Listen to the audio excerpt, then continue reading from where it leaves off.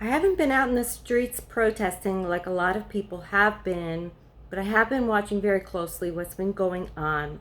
And it's incredibly sad and frustrating and discouraging and and I want to see humanitarian pauses. I I want to see peace talks start right away. President Biden says we're going to wait until this war is over. Well, the war has more of a chance of escalating and expanding than it has of being over. And waiting until it's over is too late. Because I can see very clearly what's going on to the citizens, the civilians, the Palestinians. Having traveled to Israel and the West Bank, I know what it's like. I know a little bit at least of what it's like just being there for a brief time, and it's horrible. The Palestinians, they don't have rights. They don't have democratic rights. They don't have their own country. They have a territory that's supposed to be theirs for a country, and I think the latest figure is 500 illegal Israeli settlements have established bases in the lands that are supposed to be Palestinian. Everybody's been talking about two-state solution, saying two-state solution.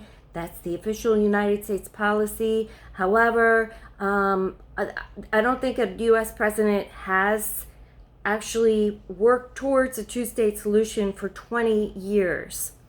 And instead, we've seen the Abraham Accords, 2020, which have been negotiations between Israel and UAE and Israel and Bahrain and I think Morocco, Sudan.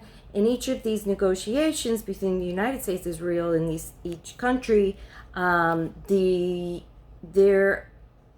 exchanges, they deal more with military transfers of weapons than they do.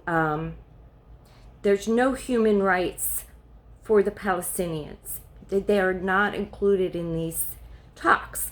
The latest talk is it's probably paused now, but at least since last December, the latest talks have been with Saudi Arabia.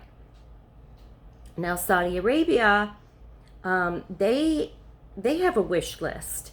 They want security guarantees from the United States, and they want support for a civil nuclear program.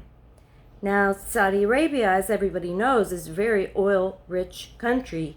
So I don't know why they would need nuclear energy. I understand they're trying to get off of, they're expanding their economic base beyond oil.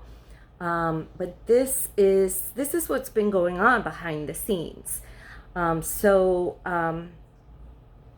Iran is a rival of Saudi Arabia and is pretty upset about these talks, these normalization talks. So what we're seeing really behind the scenes, or not even behind the scenes, what we're seeing is proxy war with Iran, and the Palestinians are caught in the middle, and the Israelis are too.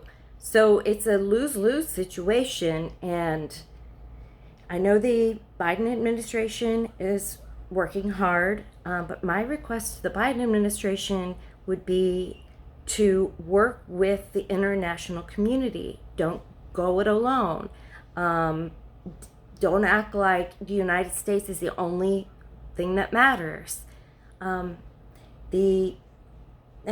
Biden has spent years talking about the rules-based order, but what we've seen this month is a complete go-it-alone strategy and disregard for international law. Hamas committed war crimes. They should be brought to justice.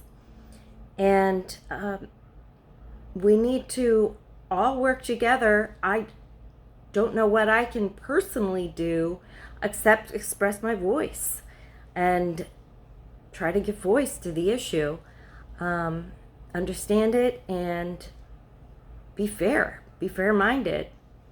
So if you would like to leave comments, please be polite and I will read your comments. And I think we should all engage and talk about this.